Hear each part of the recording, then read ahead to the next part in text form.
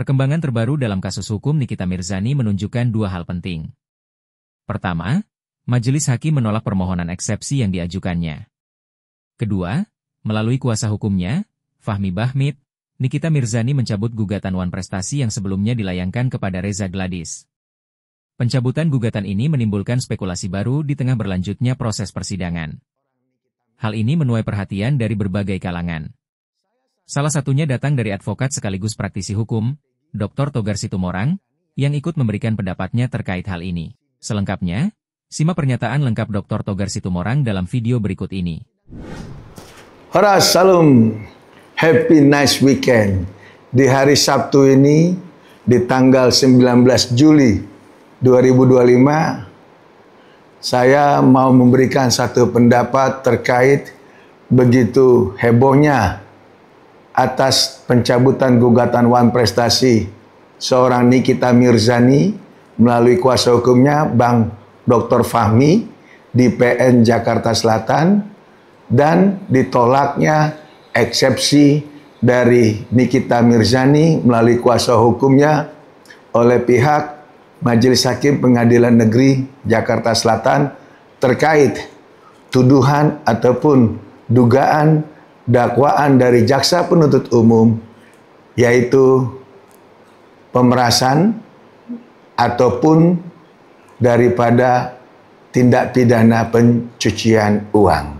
Nah, dalam hal ini perlu juga masyarakat tahu terkait gugatan Wan Prestasi yang telah dicabut oleh Nikita Mirzani melalui kuasa hukumnya, itu tidak menyalahi aturan hukum, tidak adanya pelanggaran hukum.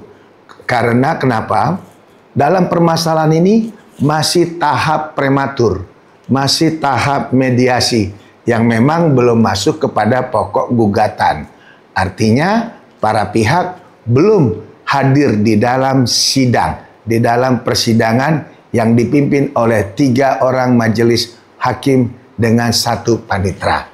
Jadi kalaupun dicabut Wan Prestasinya, itu tidak menyalahi aturan. Bahkan itu bisa menjadi satu koreksi untuk ke depan apakah ada memang dugaan terkait yang memang melanggar hak private seorang Nikita Mirzani ke depan. Nah, saya sangat sepakat dan sangat setuju dari strategi Nikita Mirzani yang akan fokus untuk sidang di pidananya. Karena kenapa? Dalam sidang pidana ini yang sudah terjadi. Artinya Nikita ada tuduhan, ya, tuduhan pidana yang diduga dilakukan oleh dirinya beserta asistennya. Jadi itu yang lebih fokus. Dari awal pun saya sudah bilang bahwa 1000 dibanding 1 eksepsi akan diterima oleh majelis hakim. Karena kenapa? Polisi, jaksa, hakim itu adalah alat negara, institusi. Kalaupun nanti hakim dengan independensinya, dengan kewenangannya melihat kasus ini, seharusnya secara clear, secara komprehensif. Makanya eksepsi Nikita Mirzani itu ditolak dalam hal putusan sela oleh majelis hakim. Itu hal yang lazim, itu hal yang wajar. Jadi kalau ada orang yang bilang di sana sudah jatuh ketiban tangga atau bahkan dibilang sudah prediksi, bisa diprediksi ke depan akan terjadi begini-begini, itu hal-hal yang memang di luar tafsir hukum acara. Selama itu tidak melanggar kitab undang-undang hukum acara, itu semua bisa saja terjadi. Bahkan kita akan fokus nanti di tanggal 24 Juli. 24 Juli ini akan dihadirkan oleh pihak jaksa penuntut umum, para pihak, yaitu terutama saksi pelapor, yaitu Reza Gladys.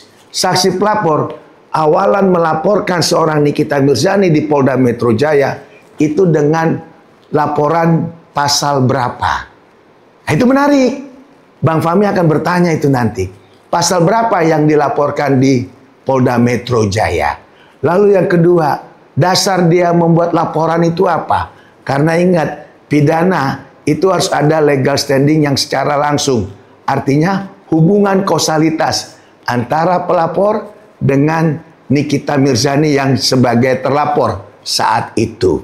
Yang ketiga, objeknya terkait uang. Nah, uangnya ini uang siapa? Uang pribadi si pelapor kah?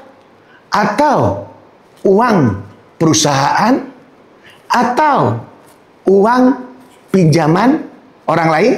Atau uang suaminya? Nah, ini menarik. Karena yang namanya pelapor identik dengan korban. Korban adalah yang sesuai di dalam aturan hukum.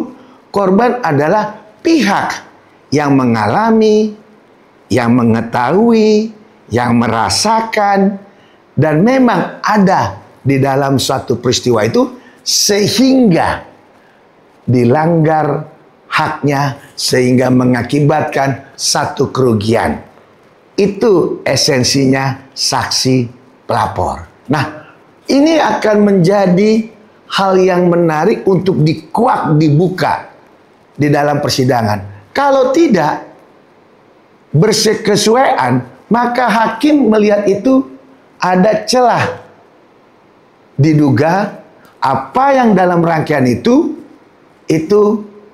cacat hukum. Nah, ini makanya nanti saya yakin ini yang akan lebih seru. Laporan dia awalnya apa? Jelas 368. Nah, kenapa berubah jadi 369? Itu pun akan jadi debatable. Akan menjadi perhitungan bagi si hakim. Uangnya, uang siapa? Uang korban sendiri, pelapor, atau uang PT? Atau uang orang lain? Jangan-jangan suami istri ini mempunyai perjanjian pisah harta. Ini akan terungkap di pengadilan. Jadi, disinilah saya sangat menghargai, sangat mengapresiasi bagaimana strategi antara Nikita Mirzani dengan Bang Fahmi itu sebagai pengacaranya untuk lebih fokus kepada pidananya, kepada yang sudah didakwakan ke dirinya. Sehingga itu akan terurai, terbuka, termasuk keberadaan uang sebagai barang bukti, keberadaan mobil. Nah, itu akan terungkap nanti. Apakah hal itu tersebut dalam hal penyitaan, lalu juga hal-hal lain itu sudah sesuai dengan aturan hukum acara atau tidak. Makanya saya sangat setuju dan mendukung apa yang diambil oleh Nikita Mirzani bersama kuasa hukumnya. Dan saya selalu mengawal kasus ini agar tidak ada kriminalisasi kepada Nikita Mirzani dalam hal ini. Jelas 20, 40, 30 dan 30 itu dalam proses awalan tersangka. Lantas ada perubahan 368 menjadi 369 pada saat P21 di Jaksa Penuntut Umum. Bahkan pada saat di pengadilan itu pun sudah dibacakan ternyata ada PT, yaitu PT sang suami dananya. Diduga itu ada hal-hal yang akan menarik nanti dalam hal persidangan. Jadi kita fokus, kita lihat, kita tunggu nanti 24 Juli 2025. Biarkan semuanya akan diperoleh dalam hal persidangan. Dan saya yakin hakim akan mempunyai kewenangan untuk melihat kasus Nikita Mirzani. Betulkah adanya pidana atau ini hanya semata kriminalisasi bahkan cacat hukum. Di sini supremasi hukum akan bisa kita lihat dari hulu, polisi, jaksa, bahkan persidangan. Salam, saya advokat Dr. Toga Situmorang. Kebenaran akan menemukan jalannya. Jangan takut mencari keadilan, walaupun harus melalui proses panjang. Tuhan memberkati.